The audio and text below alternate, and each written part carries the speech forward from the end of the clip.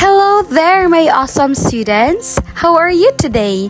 By the way, my name is Amor Salmasan Kadorniga, but you can call me Teacher Amor or Ma'am Amor. It's up to you. At this time, I ask the class secretary to please check our attendance and hand it to me afterward, okay? Thank you.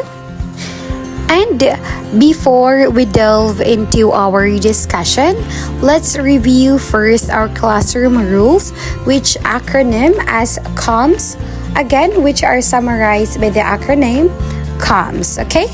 So first, we have C for communicate clearly.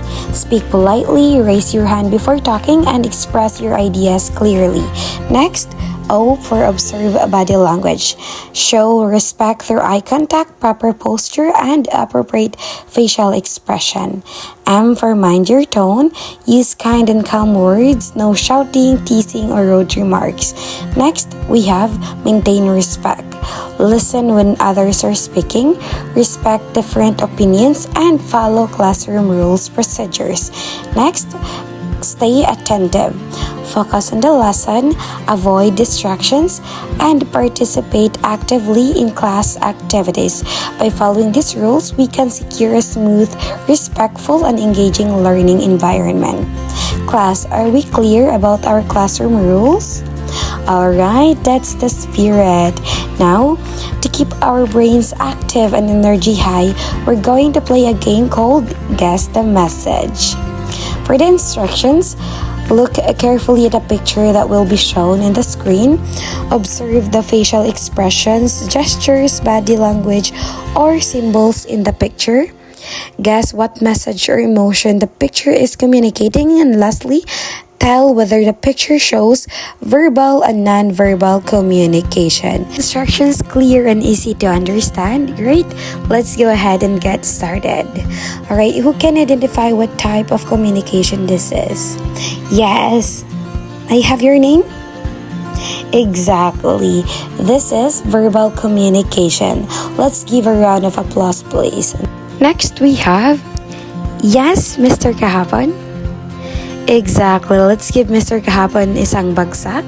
This is non-verbal communication. Alright, so based on our activity, what do you think our topic for today is? Exactly. You got it right. Our topic is all about verbal and non-verbal communication.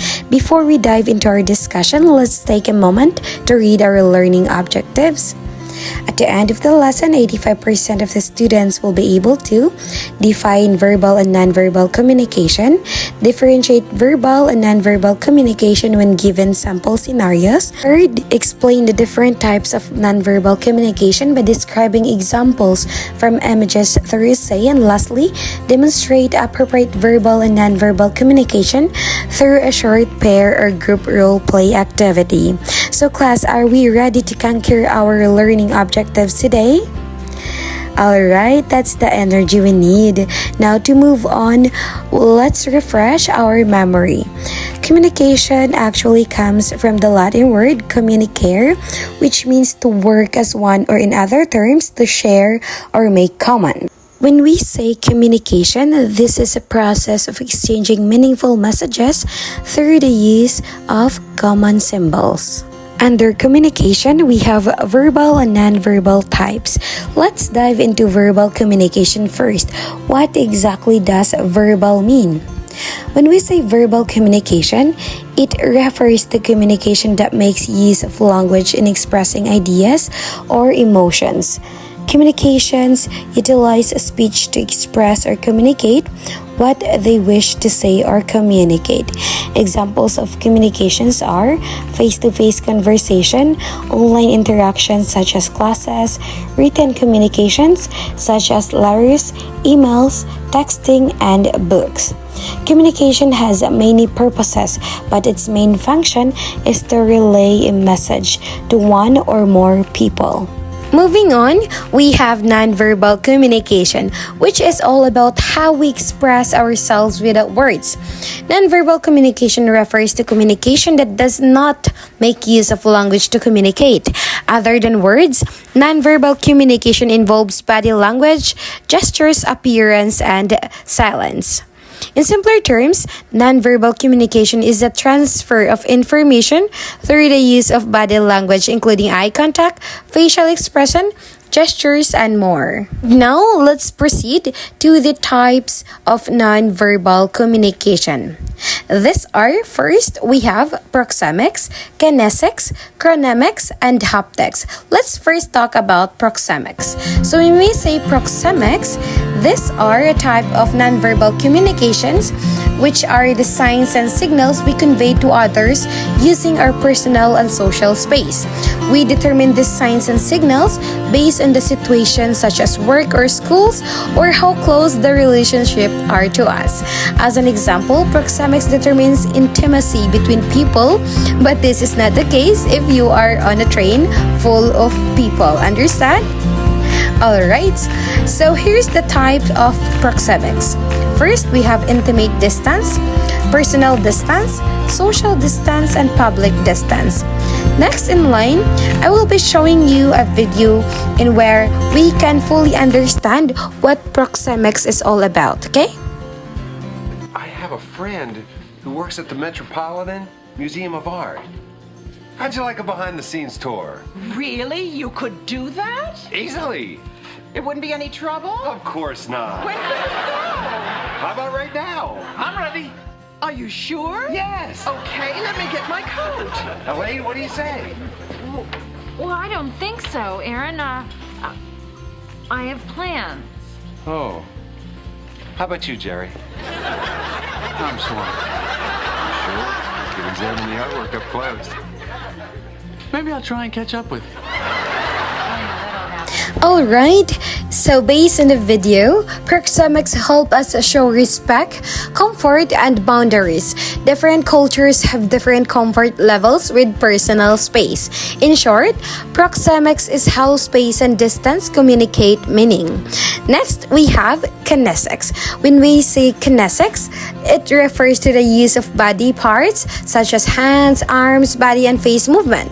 In communicating ideas or emotions, we interpret a great deal of meaning through body movement. However, communication through body language might be interpreted differently in different settings and cultures, so be cautious. Example of this are smiling. When we smile, it shows happiness or friendliness. Nodding your head means agreement or understanding. Crossed arms may show discomfort or defensiveness. And lastly, maintaining eye contact, it shows interest or confidence. So, kinesics comes from the root word kinesis, which means movement, and refers to the study of hand, arm, body, and face expressions. Kinesics is the study of how we use body language and facial expressions. These are happiness, surprise, anger, and disgust. When we say kinesics, it helps us understand feelings and intentions even when nothing is said. In communication, body language often speaks louder than words. In short, kinesics is how our body talks when our mouth is silent, okay? Alright, and now let's proceed to the next type of nonverbal. We have chronemics. It looks at how people use time. It enables us to comprehend how people conceptualize and organize time in their interactions and interpersonal relationships. Chronemics examples are being on time for class shows respect, arriving late may be seen as rude or careless. Taking a long time to reply to messages can suggest disinterest or being busy, and lastly, pausing before answering can show thoughtfulness or hesitations. Chronemics helps us understand cultural differences and avoid misunderstandings. For example, some cultures are strict with time. Being late is unacceptable. Others are more flexible with time and value relationships over schedules. Next, we have haptics. Haptics refers to the use of the sense of touch in communication. It is a type of nonverbal communication in which people communicate through touch. Examples of haptics are the following. First, we have a handshake. Handshake shows greeting or professionalism. A hug expresses care, comfort, or affection. A pat in the back shows encouragement or praise. Holding hands shows closeness or support. A high five shows celebration or success. So, in short, haptics is how we communicate through touch. Again, the type of nonverbal communications are proxemics, kinesics, chronemics, and haptics. Is the type of nonverbal communication understandable? Are there any questions or clarifications needed? If there are none, then I will be the one to ask you a question. Who can differentiate verbal communication to nonverbal communication? Yes, Miss Flores. Yes, exactly. Let's give Miss Flores a round of applause, please. So, yes, verbal communication uses spoken or written words to express ideas, thoughts, and feelings clearly. In contrast, nonverbal communication conveys messages without using words. Instead, on body language, facial expressions, gestures, tone, voice, and personal space. While verbal communication focuses on what is said, nonverbal communication emphasizes how the message is expressed. Great job, everyone! It looks like you've got a clear grasp of the differences between the two. Keep this in mind as you communicate every day. Thank you for an engaging discussion, class, and you have a wonderful day ahead. Bye-bye!